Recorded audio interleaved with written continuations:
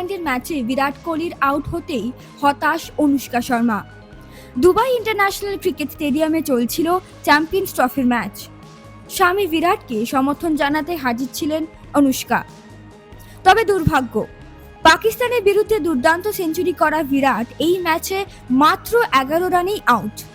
Glenn ফিলিপসের অবিশ্বাস্য catch দেখে স্তব্ধ সকলে, আর অনুষ্কার হতাশ মুখ ভাইরাল সোশ্যাল মিডিয়ায়। একজন নেটিজেন লেখেন, গ্লেন ফিলিপস যখন ক্যাচ নিল, অনুষ্কার রিয়াকশন একদম ম্যাজিক্যাল। আরেকজনের মন্তব্য, বিরাট আউট, ক্যামেরা সরাসরি অনুষ্কার দিকে, সে দুঃখী। আর তখনই সিধু বলে ওঠেন, শীশা হো ইয়া দিল হো, টুট জাতা হ্যায়। অনুষ্কা আগেও বহুবার বিরাটের পাশে থেকেছেন।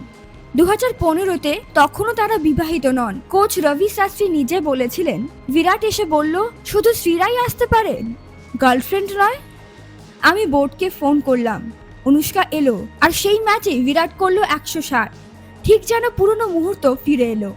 অনুষ্কা বিরাটের জন্য সব সময়ই লাকি চার্ম। টাইমস নাও খবর।